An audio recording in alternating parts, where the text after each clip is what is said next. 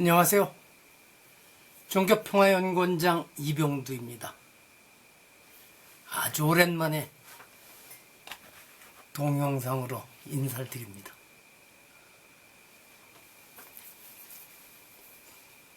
벌써 여러 날 전에 글을 써서 법보신문에 실린 내용입니다. 제목은 선택된 자의 확신과 제국의 폭력. 미국 대통령 트럼프가 베네수엘라의 대통령 마두로를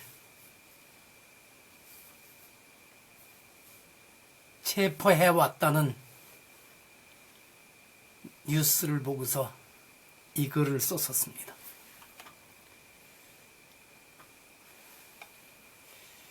제가 매일 아침 불교 경전을 읽고 화엄일승 법계도를 필사하고 그 다음에 예불을 드리고 관세음보살 정근을 마치고 나면 제가 기독경이라고 합니다만 구약을 읽습니다. 지금 1년이 훨씬 지났습니다.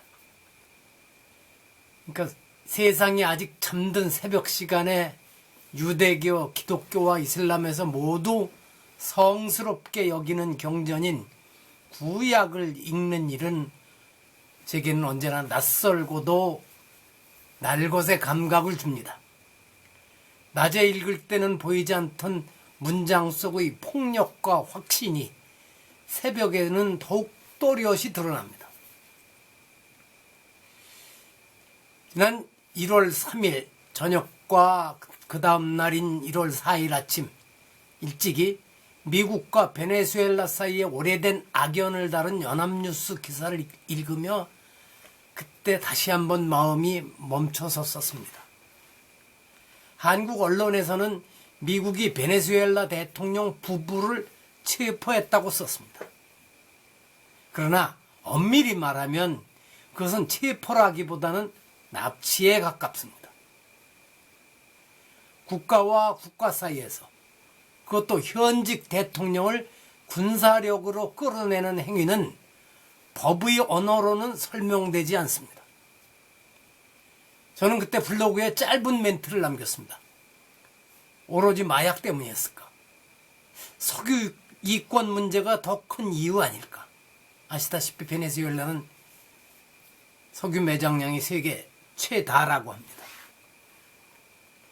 이 질문은 그보다 며칠 전 있었던 또 다른 사건과 겹쳐서 떠올랐습니다.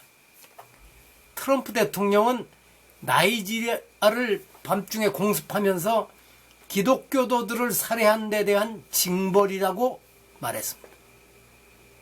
폭격을 징벌로, 군사행동을 도덕적 심판으로 부르는 이 언어는 낯설지 않습니다. 그것은 현대 정치의 언어라기보다 구약의 전쟁 서사에서 너무도 익숙한 말이기 때문입니다. 내 마음에 들지 않으면 모조리 진멸하겠다. 여호수아서와 사무엘상, 신명기에 반복해서 등장하는 이 진멸의 논리는 하느님의 이름으로 폭력을 정당화하는 가장 강력한 장치였습니다. 문제는 그것이 고대의 신화로 남아있지 않다는 데 있습니다. 오늘날에도 여전히 누군가는 이 서사를 문자 그대로 믿고 그 확신을 권력 위에 올려놓습니다. 트럼프의 언어는 구약을 해석하는 언어가 아닙니다. 그것은 구약과 자신을 동일시하는 언어입니다. 하느님이 그렇게 하셨다가 아니라 내가 그렇게 해도 된다로 곧장 건너뜁니다. 그 안에는 주저함도 비극에 대한 인식도 없습니다. 오직 선택된 자의 확신만이 있습니다. 참 무섭죠? 이 확신 앞에서 마약은 그저 명분이 되고 석유는 계산이 되며 인권은 그냥 장식품이 됩니다. 그러나 그것들은 모두 이유가 아닙니다. 진짜 동력은 단 하나입니다. 나는 심판할 권한이 있다는 자기 믿음. 이 믿음이 굳어질 때 폭력은 정책이 아니라 그것이 스스로 도덕이라고 여겨지는 것입니다. 불교의 눈으로 보면 이것은 탐욕이나 분노보다 더 깊은 문제입니다. 그것은 치, 곧 어리석음이 권력을 쥐인 모습입니다. 나는 옳다. 그러므로 너는 틀렸고 틀린 것은 싹 없애버려도 된다. 이 단순한 논리가 개인을 넘어 국가의 규모로 확장될 때 그 끝에는 언제나 무고한 생명의 희생이 놓이게 됩니다. 경전은 원래 사람을 낮추기 위해 읽는 것입니다. 그러나 누군가는 경전을 읽으면서 스스로를 신의 자리에 올려놓습니다. 그 순간 종교는 위로가 아니라 무기가 됩니다. 구약의 하느님을 맹종하는 정치 권력은 그렇게 탄생합니다. 그래서 지금 우리에게 필요한 것은 편을 고르는 열정이 아니라 질문을 멈추지 않는 태도입니다. 이것은 정말 정의인가? 아니면 오래된 신화의 맹종인가? 힘을 가진 자가 휘두르는 심판은 과연 누구를 살리는가? 이렇게 물어야 합니다. 제가 1년 전부터 읽고 있는 구약의 문장들이 하루 종일 마음을 떠나지 않았습니다. 깨어 있음이란 잠을 줄이는 일이 아니라 이런 질문을 놓지 않는 일일 것입니다. 그러면 진멸의 명령은 어떻게 오늘날에 되살아나고 있는지 한번 살펴보겠습니다. 구약에서 가장 불편한 대목들은 언제나 전쟁의 순간에 있습니다. 여호수아서에서 이스라엘은 이렇게 명령받습니다. 그 성읍과 그 가운데 있는 모든 것을 남녀와 노소를 막론하고 소와 양과 나귀까지 칼로 진멸하라. 여호수아 제6장 21절입니다. 이 구절에서 중요한 것은 폭력 그 자체보다도 그 폭력이 신의 명령이라는 형식을 취하고 있다는 점입니다. 죽이는 자는 책임지지 않습니다. 판단은 이미 하늘에서 끝났기 때문입니다. 사무엘상에서도 사울은 아말렉을 치며 같은 명령을 받습니다. 이렇습니다. 아말렉을 쳐서 그들의 모든 소유를 진멸하되 남기지 말고 남녀와 소아와 젖먹는 아이 소와 양과 낙타와 나귀를 죽여라. 사무엘상 15장 3절입니다. 사울은 이 명령을 완전히 따르지 않았다는 이유로 하느님의 버림을 받습니다. 진멸을 덜 했다는 이유로 왕의 자격을 박탈당하는 이야기입니다. 이 서사에서 하느님의 뜻은 자비가 아니라 철저함으로 드러납니다. 문제는 이 이야기들이 단지 고대 이스라엘의 신화로 읽히지 않는다는 데 있습니다. 오늘의 세계에서도 누군가는 이 텍스트를 역사 비평의 대상이 아니라 자기 행동의 근거로 받아들입니다. 그리고 그 확신이 국가 권력과 결합할 때 구약의 진멸 명령은 현대 정치의 언어로 번역됩니다.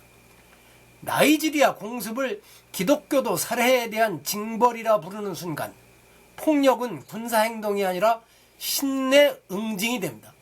베네수엘라 대통령을 체포했다고 말하는 순간 국제법의 문제는 사라지고 도덕적 심판만 남습니다. 여기서 마약은 이유가 아니라 설명을 위한 장치에 불과합니다. 그러면 선택된 자의 확신이 가장 위험한 이유가 무엇일까 한번 살펴보겠습니다. 구약의 진멸 신학이 오늘날까지 살아남을 수 있었던 이유는 단순합니다. 그것이 인간에게 가장 달콤한 자리를 허락하기 때문입니다. 심판하는 자의 자리, 선택된 자의 자리, 그 자리에 서는 순간 상대의 고통은 보이지 않습니다. 오직 내가 옳다는 믿음만이 남습니다. 불교는 이 지점을 가장 경계합니다. 부처님은 폭력의 뿌리를 탐욕이나 분노보다도 먼저 어리석음, 곧 치에서 찾았습니다. 자신이 옳다는 확신, 그것이 바로 무명입니다. 무명이 사라지지 않는 한 폭력은 언제든 정의의 탈을 쓰고 정의의 얼굴을 쓰고 되돌아옵니다. 어느 종교에서는 경전은 자신을 낮추기 위해 읽는 것입니다. 그러나 경전을 읽으면서 자신을 신의 대리자로 세우는 순간 종교는 수행이 아니라 통치의 도구가 됩니다. 오늘 우리가 목격하는 것은 바로 그 오래된 장면의 반복입니다. 그래서 지금 우리에게 필요한 것은 분노도 박수도 아닙니다. 질문입니다. 어떻게? 이것이 정말 정의인가? 이것이 정말 보호인가? 힘을 가진 자의 심판은 과연 누구를 살리고 누구를 지우는가? 이렇게 계속 물어야 합니다. 불교 경전에서는 이렇게 말합니다. 법구경 5번째 계수입니다. 원한은 원한으로 풀리지 않는다. 원한을 버림으로써만 풀린다. 이것은 영원한 진리이다. 이 짧은 경전 구절은 모든 진멸의 논리에 대한 가장 단순하면서도 가장 근본적인 반론입니다. 힘의 확신이 세계를 불태울 때 수행자는 질문을 놓지 않아야 합니다. 깨어있음이란 바로 그 자리에 오래 머무는 일일 것입니다. 들어주셔서 감사합니다. 앞으로 자주 뵙겠습니다.